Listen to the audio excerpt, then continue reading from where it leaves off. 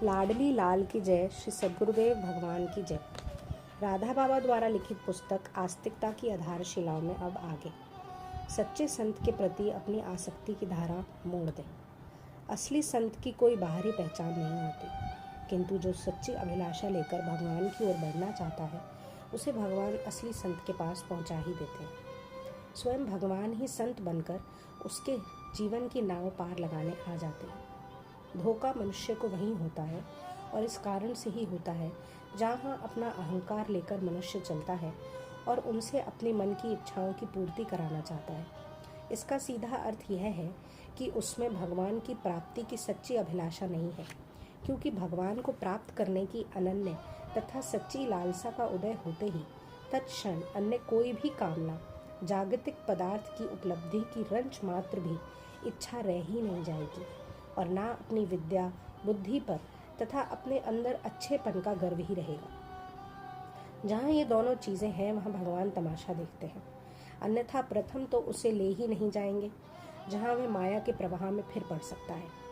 और तो क्या, इसके लिए नवीन प्रारब्ध तक का निर्माण हो जाता है।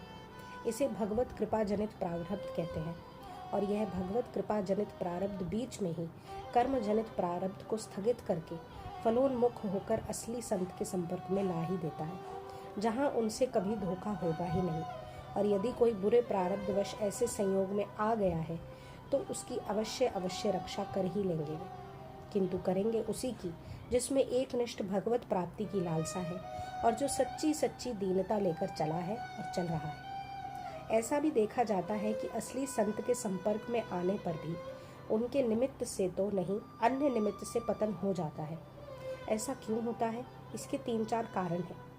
पहला यह है कि उस मनुष्य की भगवत प्राप्ति की लालसा वैसी ही है जैसे हम प्रदर्शनी में गए और वहाँ चीज़ें खरीदने लगे। एक बढ़िया साड़ी खरीदी, दूसरी हाथी दांत की एक चीज़ खरीदी, तीसरी अमुक, चौथी अमुक चीज़ें, इस प्रकार 97 चीज़ें तो खरीदी भोग विलास की, और 98, 99 और 100वीं वस्तु खरीदी एक तुलसी की माला और भजन की पोथी और भगवान का कोई चित्र। सो भी मन में यह सोचकर कि हम अमुक संत के पास रहने लगे हैं, यदि ये 3 चीज़ें नहीं रखेंगे तो नक्कू बनेंगे। क्या कहेंगे वे लोग जो उन संत के पास रहते हैं? और जीवन में अपना उद्धार कर लेना भी तो आवश्यक चीज़ है ही। इस दृष्टि में भी 100 में 3 ऐसी चीज़ें तो अपने पास ज़रूरी है ही। ठीक उसी प्रकार संत के, असली संत के पास रहकर भी हमारे मन में भगवत प्राप्ति की लालसा इसी औसत की प्राय रहती है। दूसरा कारण है मनमानी करने की प्रवृत्ति, संत की आज्ञाओं का पूरा निरादर करना। और तीसरा कारण है उनसे भी कपट करने लग जाना, उन्हें भी ठगने की सी वृत्ति को अपना लेना। यदि ये तीनों कारण हमारे अंदर हमारे लिए बिल्कुल ही लागू नहीं पड़ते, तो किसी भी असली संत के संपर्क में जाने के अनंतर अन्य किसी के निमित्त से हमारा पतन नहीं होगा। इसी पर प्रश्न हो सकता है, तो फिर क्या किया जाए? तो इसका उत्तर है कि संत का ही संग करें। बस सच्चे अर्थ में संत का ही अवश्य संग करें। संग का अर्थ होता है आसक्ति। हम किसी सच्चे संत के प्रति आसक्ति कर लें। असली संत किसे माना जाए?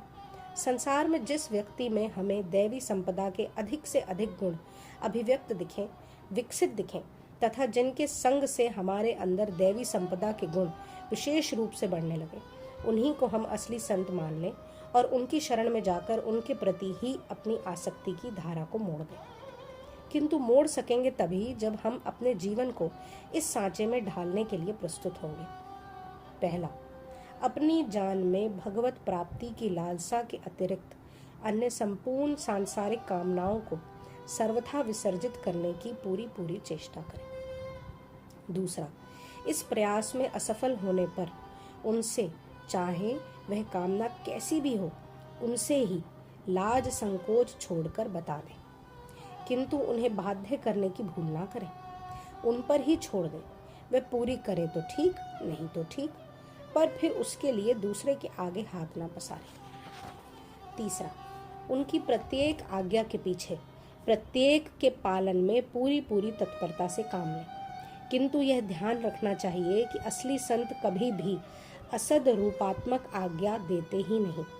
कभी हमें यह दिखे कि यह आज्ञा तो असत प्रेरणात्मक है, तो उसका पालन कदापि ना करें। वे उसके नापालन से ही वस्तुतः प्रसन्न होंगे, यदि वे असली संत हैं तो। चौथा, मनमानी चेष्टा, साधनात्मक या व्यवहारिक बिल्कुल भी ना करें, उनसे पूछकर ही करें। पांचवा, उनसे कभी भी स्वप्न में भी जागृत की तो बात ही क्या, कोई सा तनिक भी कपट ना करें, ना करें, ना करें।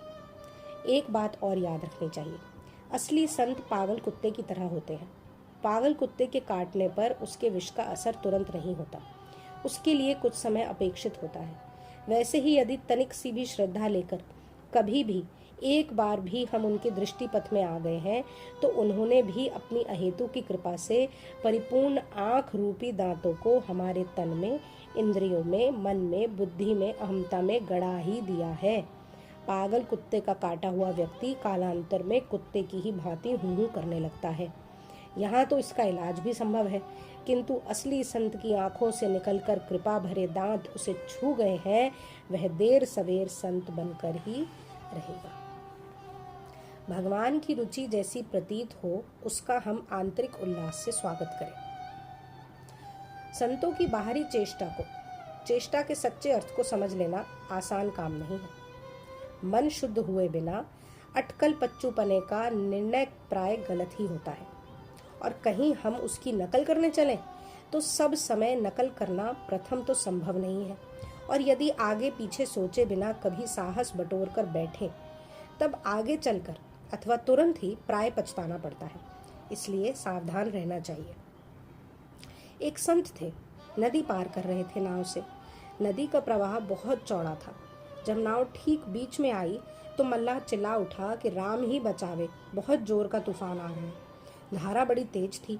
अपनी पूरी शक्ति लगाकर मल्लाह डांड खे रहा था।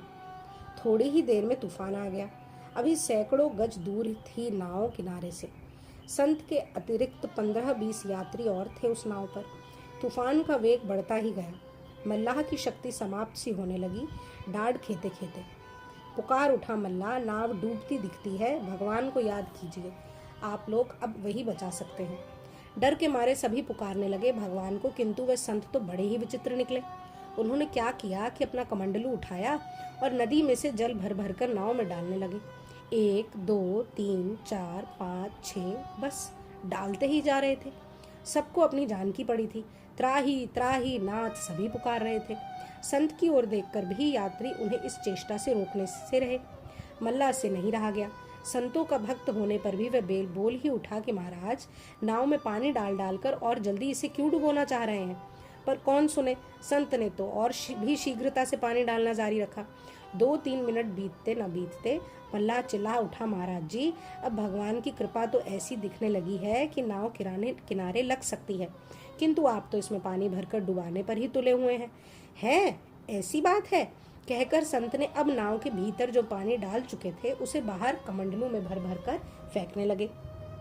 पसीने से वे लथपथ हो रहे थे, पर भीतर का पानी अब बाहर फेंकते ही जा रहे थे। लोगों ने समझा कि संत पागल है। आखिर नाव किनारे लग ही गई। यात्री भी उतरे। मल्लाह श्रद्धालु था। किसी भी संत महात्मा से उसने उतराई ली ही नहीं थी।